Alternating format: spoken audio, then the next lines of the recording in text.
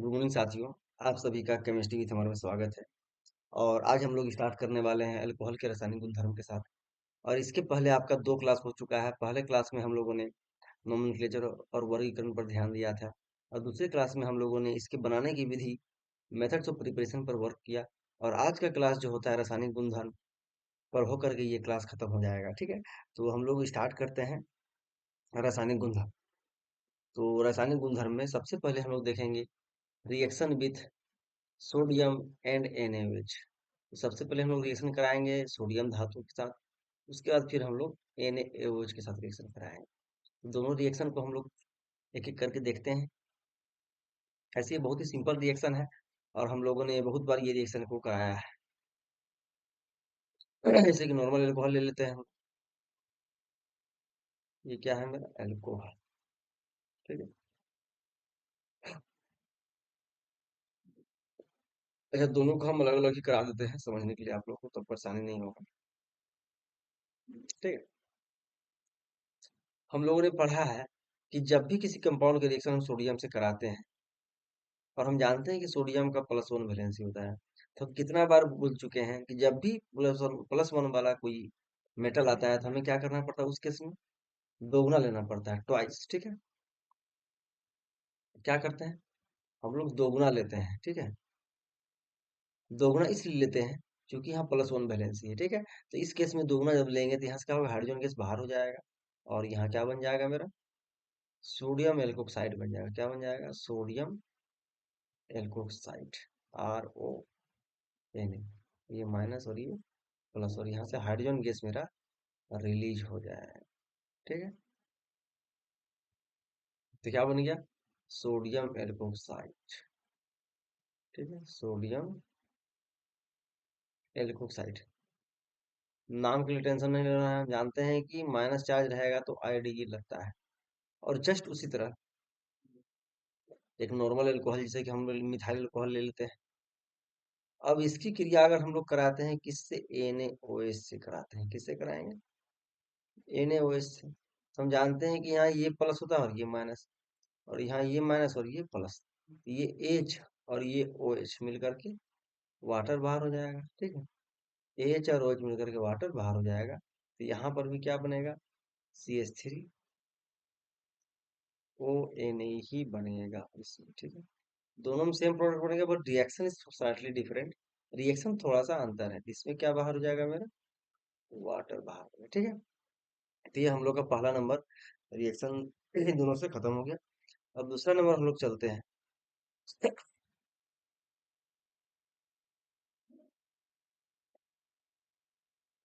Second number हम लोग देखते हैं लुकास रिएजेंट टेस्ट। ये बहुत ही इंपॉर्टेंट है। ठीक है।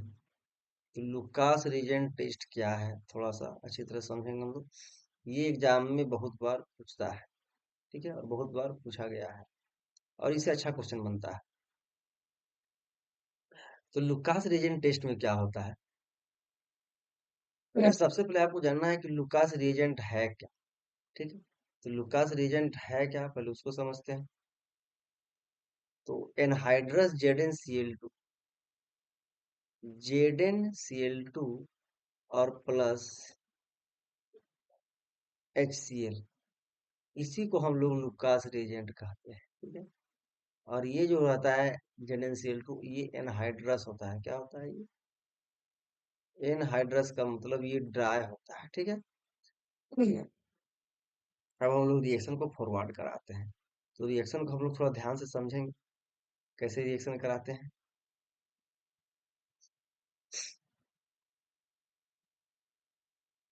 सॉरी,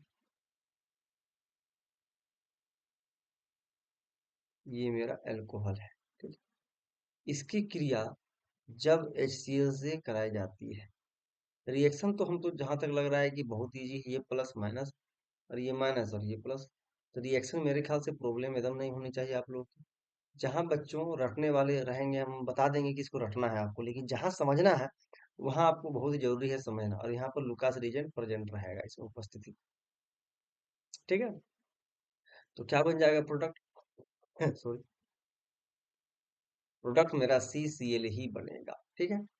तो आपको क्या होता है कि एग्जाम में लुकास रिएजेंट में पूछा जाता है कि लुकास रिएजेंट का ऑर्डर, ये जो 3 डिग्री एल्कोहल है, इसमें 3 टाइप्स का हो सकता है।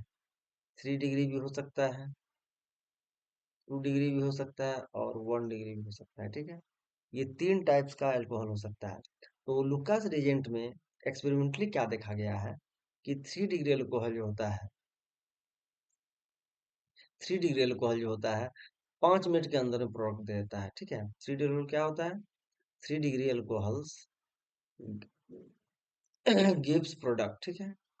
Gives product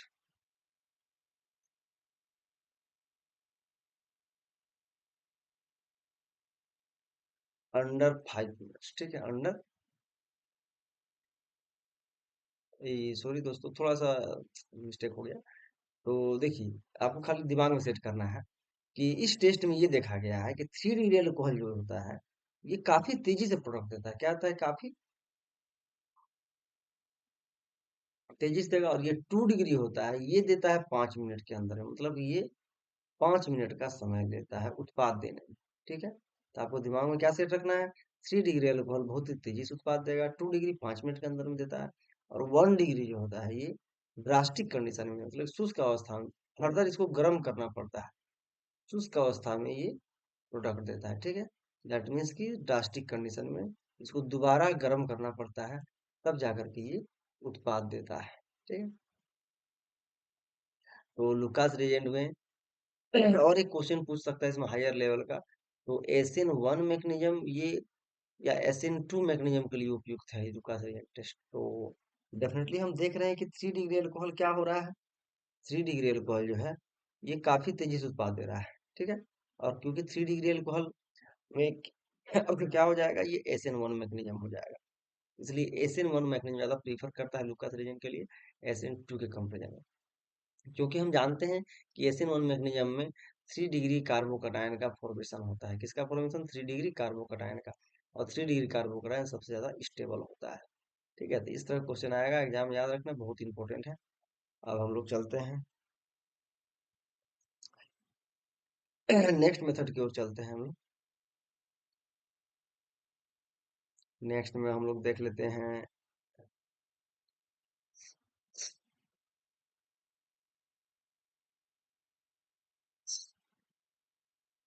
dehydration of alcohol, ठीक है?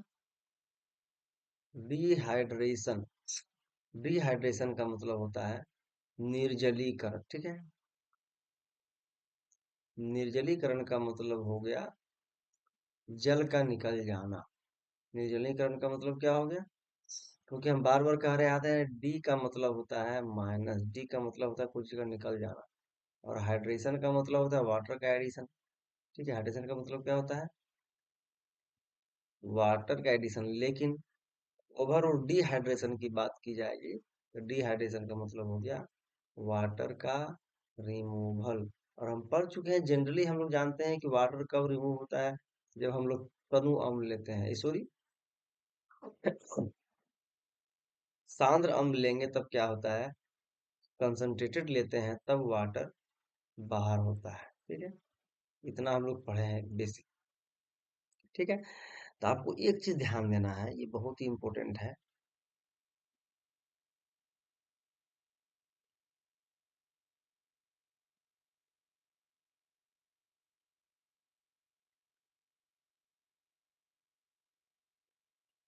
दो टाइप्स का क्वेश्चन आपका रहेगा इसमें, एक 140 डिग्री सेल्सियस और 140 डिग्री सेल्सियस, किसकी उपस्थिति में ये होगा रिएक्शन?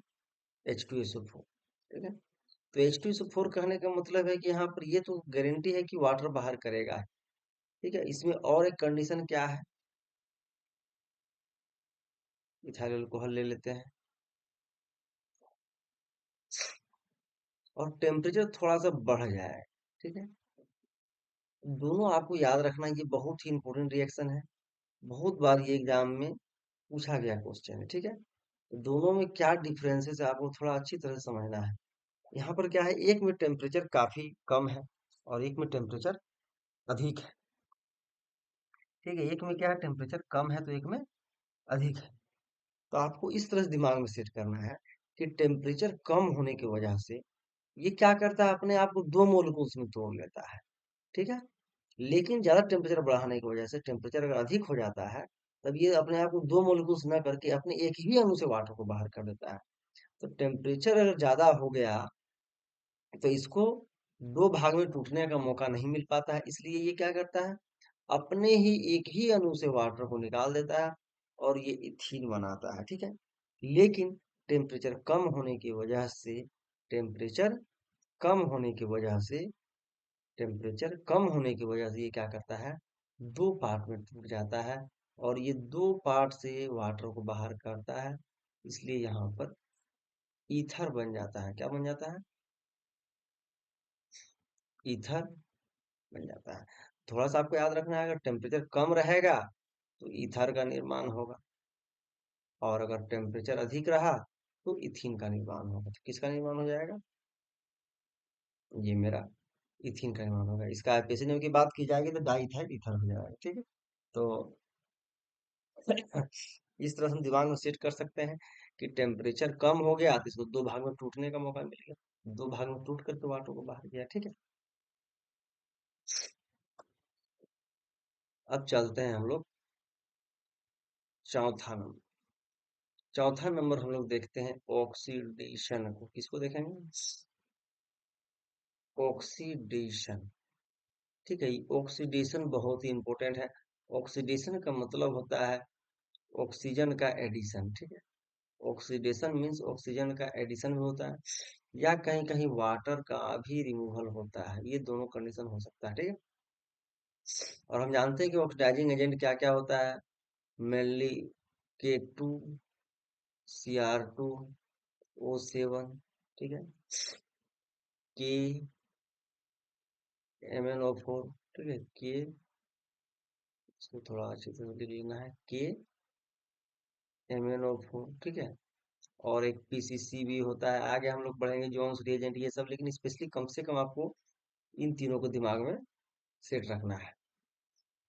अब ऑक्सीडेशन का एक तरह से ट्रेंड देखा जाए, ऑक्सीडेशन में कभी भी ट्रेंड क्या होता है कि हमेशा ऑक्सीडेशन में एल्कोहल जो है वो कन्वर्ट हो जाएगा एल्डिहाइड में। आपको याद रखना है, एल्कोहल किस में कन्वर्ट होता है ऑक्सीडेशन में? हमेशा एल्डिहाइड में। और एल्डिहाइड कन्वर्ट होगा मेरा कार्बोक्सिलिक एसिड में। ये ऑक्सीजन का ऑक्सीडेशन का ट्रेंड है, एल्कोहल से एल्डिहाइड और एल्डिहाइड से एसिड, ठीक है? लेकिन अगर डायरेक्टली हम स्ट्रोंग अगर ले लेते हैं तो डायरेक्टली अल्कोहल को एसिड में कन्वर्ट किया जा सकता है। अगर स्ट्रोंग ऑक्सीडाइजिंग एजेंट ले लेंगे, अगर मजबूत ले लेते हैं तो डायरेक्टली बदला जा सकता है, लेकिन ये जनरली स्टेप बाय स्टेप बदलता है। कैसे बदलता है? जैसे कि CH3 CH2OH हम लोग ले लिए, ठीक है? तो इसका हमें कराना है ऑक्सीडेशन। यहाँ पर सिर्फ ओ लिखा हुआ रहेगा। अब इसके जो रिएजेंट आपको क्या करना है, दिमाग लगा के रिएजेंट जो भी होगा लिख लेंगे। तो एल्कोहल का रिडक्शन ऑक्सीडेशन होगा यहाँ पर, तो यहाँ पर क्या हो जाएगा, क्योंकि हर जगह सिंगल बॉन्ड है, ऑक्सीजन को तो ऐड कर नहीं सकते, इसलिए इस केस में क्या होता है कि ऑक्सीजन ऐड हो रहा है लेकिन ये H2 के साथ H2O बाहर हो जाएगा। तो यहाँ पर क्या बन गया, aldehyde. That means 1 degree alcohol का अगर ऑक्सीडेशन कराएंगे, 1 डिग्री एल्कोहल का अगर ऑक्सीडेशन कराते हैं तो एल्डिहाइड बनता है। लेकिन अगर 2 डिग्री ले लिया जाए, जैसे CH3 CH,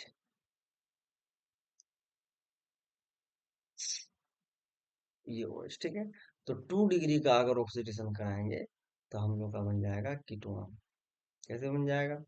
ये CH3, यहाँ पर COCH3, ठीक है? ये हो गया मेरा एसीटोन। क्या हो गया ये? एसीटोन। तो ऑक्सीडेशन आपको याद रखना है, एग्जाम में कभी कभी रिएजेंट भी लिखने पूछता है। नॉर्मली लॉन्गेस्ट चेन वाले अल्कोहल के लिए हम पीसीसी यूज करते हैं, ठीक है? ये बेटर होता है, लेकिन दोनों में से कुछ भी आंसर दे सकते हैं। और K2Cr2 हम लोग एसिडिक मीडियम में ले लेंगे या KMnO4 लेंगे, KMnO4 का यूज करेंगे अगर यहाँ पर, तो डायरेक्टली ये कन्वर्ट कर सकता है किसमें, एल्कोहल से एसिड में। नहीं तो ये K2Cr2 यहाँ पर लेंगे तो डायरेक्टली एल्कोहल से एल्डिहाइड बनाएगा, फिर यहाँ पर एल्डिहाइड से एसिड बनाएगा, ठीक है?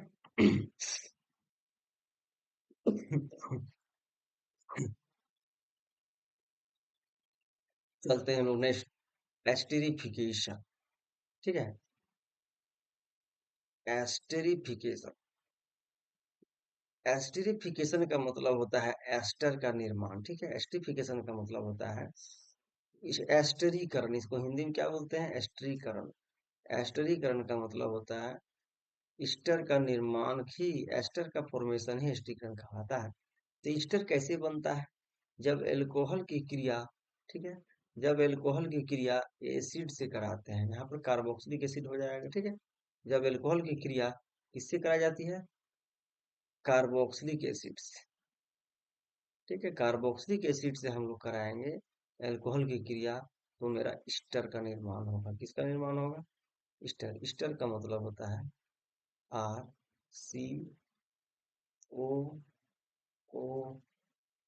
ठीक है, और यहाँ पर ईस्टर के लिए निर्माण के लिए हम लोग क्या करते हैं, H2SO4 लेते हैं, जो कि एक कैटलिस्ट की तरह वर्क करता है। और ये H2SO4 क्या होता है, कोंक होता है। कोंक का मतलब हो गया कि ये सांद्र लेते हैं। क्या लेते हैं हम लोग, इसमें सांद्र लेंगे। ठीक है,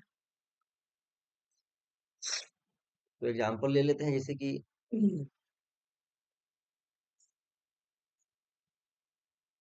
CH3OH, ये मेरा हो गया मिथाइल अल्कोहल।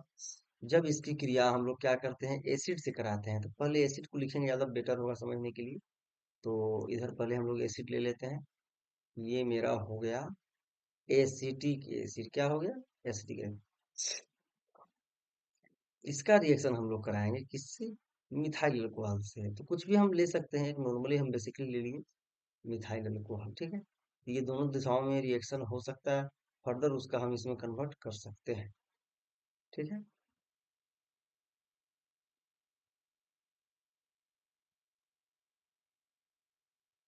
तो यहाँ पर हम लोग H2SO4 लेंगे। ये H2SO4 एक उत्प्रेरक की तरह कार्य करता है, और ये मेरा कॉन्क होता है। क्या होता है, कॉन्क।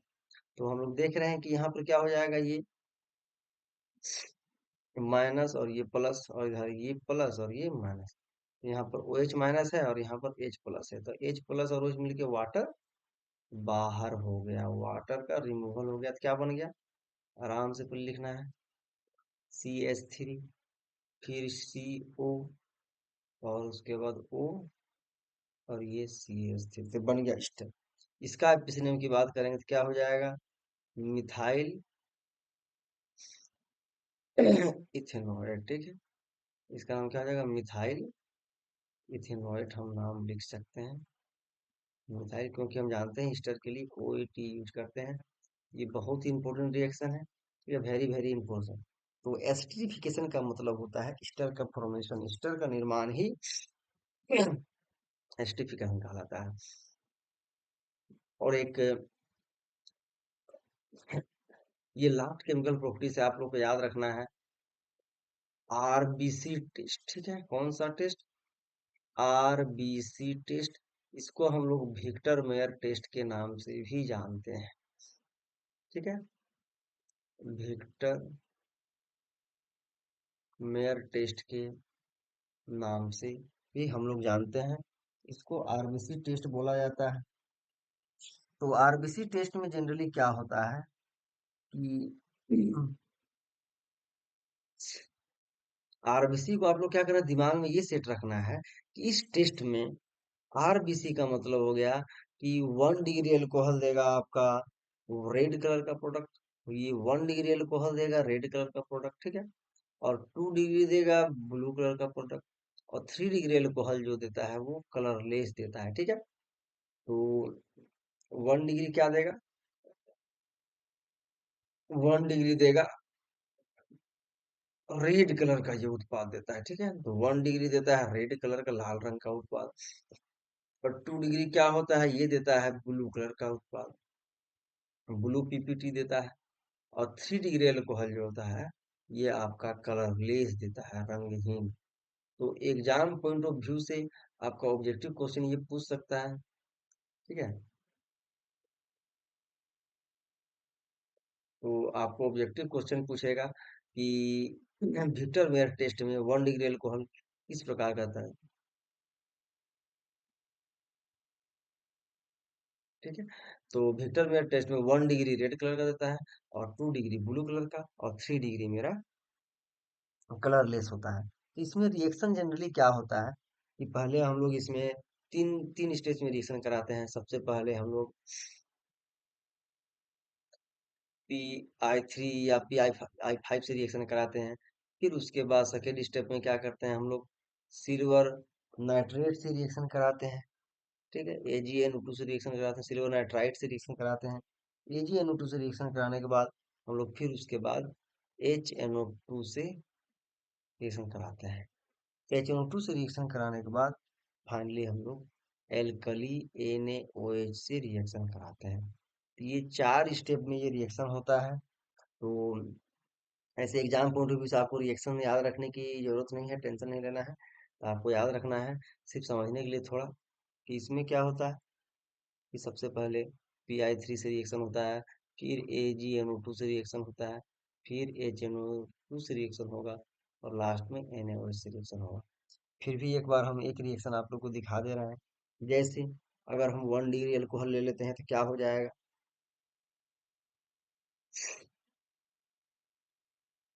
ठीक है, तो 1 डिग्री अल्कोहल लेंगे, अगर हम पहले Pi3 या Pi5 से रिएक्शन कराएंगे, सबसे पहले क्या बन जाएगा मेरा, ये मेरा आयोडोमिथेन बन जाएगा। फिर फर्दर अगर रिएक्शन इसका हम AgNO2 से कराते हैं, किससे कराएंगे, AgNO2 से कराएंगे तो क्या बन जाएगा, CH3, और यहाँ पर NO2 बन जाएगा। क्या बन जाएगा, CH3, और यहाँ पर NO2 बन जाएगा, और यहाँ बाहर हो जाएगा -AgI। ठीक है, AgI क्या हो जाएगा बाहर, क्योंकि यहाँ पर ये प्लस है, ये माइनस है, Ag प्लस होता है और NO2 माइनस, यहाँ से क्या हो गया, AgI बाहर हो गया।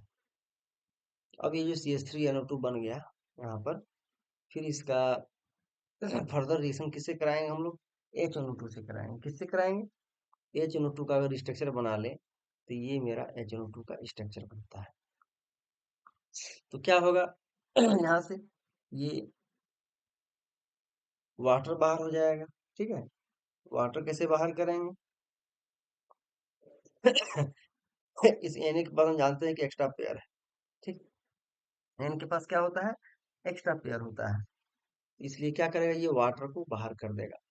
ठीक है, वाटर को जैसे बाहर करेगा फिर उसका फर्दर हम एनओ से कराएंगे प्रोडक्ट, इसलिए आपको रिएक्शन में ध्यान उतना नहीं देना है। मिलने आपको याद रखना है एग्जाम पॉइंट से, रेड ब्लू और कलरलेस देगा। ठीक है, और बनाने की विधि में अब इतना ही है, आपको आगे नहीं पढ़ना है। इसके कुछ फिजिकल प्रॉपर्टीज जैसे कि हम जानते हैं कि अल्कोहल क्या होता है, वाटर में सोल्यूबल होता है, एल्कोहल जल में घुलनशील होता है। ये क्वेश्चन पूछेगा तो इसका क्या है आंसर लिखेंगे, क्योंकि एल्कोहल क्या करता है, जल के अणुओं के साथ एच बॉन्ड बना सकता है। एल्कोहल जो है जल के अणुओं के साथ एच बॉन्ड बना सकता है, इसलिए एल्कोहल क्या होता है कि सोल्यूबल होता है। इसलिए एल्कोहल क्या होता है, वाटर में सोल्यूबल होता है। एल्कोहल जल के अणुओं के साथ एच बॉन्ड बना सकता है, इसलिए क्या होता है, एल्कोहल वाटर में सोल्यूबल होता है। ठीक है, इसी को हम लोग कहते हैं एच बॉन्ड, क्या बोलते हैं इसको, एच बॉन्ड बोलते हैं। ठीक है, इसको इस रूप में भी लिखा जा सकता है, ये मेरा, ठीक है।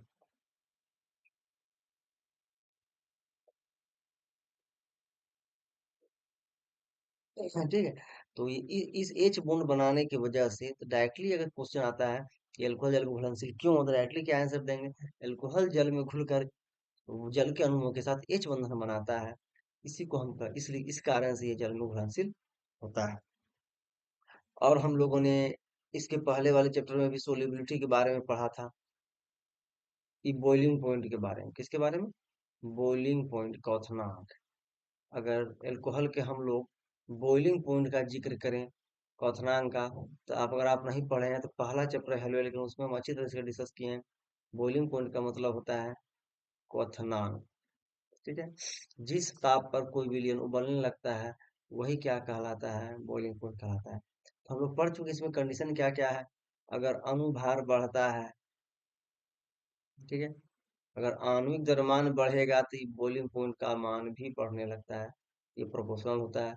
और एक चीज पढ़ चुके हैं, बॉइलिंग पॉइंट जो होता है इनवर्सली प्रोपोर्शनल होता है, किसका, ब्रांच का। ठीक है। ब्रांच का मतलब शाखा अगर बढ़ेगा तो क्वथनांक घट जाएगा, या इसको ऐसे भी कह सकते हैं हम लोग, बॉइलिंग पॉइंट जो होता है वो प्रोपोर्शनल होता है एरिया का। एरिया बढ़ेगा तो क्वथनांक का भी मान बढ़ता जाएगा। जैसे दोनों में देख रहे हैं कि पांच पांच कार्बन है, ठीक है, चलिए यहाँ पर OH हम लगा देते हैं, और एक बार यहाँ OH लगाते हैं। तो दोनों में क्या डिफरेंस, दोनों में सेम कार्बन लेकिन एरिया इसका ज्यादा है, ठीक है, इसका एरिया ज्यादा होने की वजह से इसलिए क्वथनांक का मान इसका ज्यादा होगा। लेकिन अगर वेट के हिसाब से ले लें, जैसे कि ये मेरा मिथाइल अल्कोहल हो गया और एक तरफ इथाइल अल्कोहल हो जाएगा, ठीक है। तो ऐसे भी यहाँ तो आई थिंक जज करना इजी है, क्योंकि दोनों में एरिया भी यहाँ पर, तो एल्कोहल केस में सिर्फ एरिया के बेस्ड पर भी हम आंसर दे सकते हैं। तो इन दोनों में इसका क्वेश्चन ज्यादा हो जाएगा क्योंकि इसका वेट ज्यादा है, ठीक है। तो एग्जाम में अगर हार्ड हार्ड क्वेश्चन बनेगा तो इसमें बनेगा, ठीक है। तो आज का क्लास हम लोग का यहीं पर समाप्त होता है, और एल्कोहल पूरा हम लोग का फिनिश हो गया, ठीक है। एल्कोहल पूरा हम लोग का खत्म हो गया। तो आपको एकदम टेंशन नहीं लेना, जितना हम करा दे रहे हैं आपके एग्जाम के लिए बहुत ही इंपॉर्टेंट है, और इससे बाहर एग्जाम में आने वाला नहीं है। बशर्ते कि जितना भी ऑब्जेक्टिव क्वेश्चन का सीरीज हम ले रहे हैं उसको भी आप लोग देख लें, और बहुत सारे इंपॉर्टेंट क्लासेस का सीरीज आपके पास आते रहेंगे, इसलिए कंटिन्यू चैनल से जुड़े रहें, चैनल सब्सक्राइब करें, लाइक करें। थैंक यू, मिलते हैं नेक्स्ट क्लास में।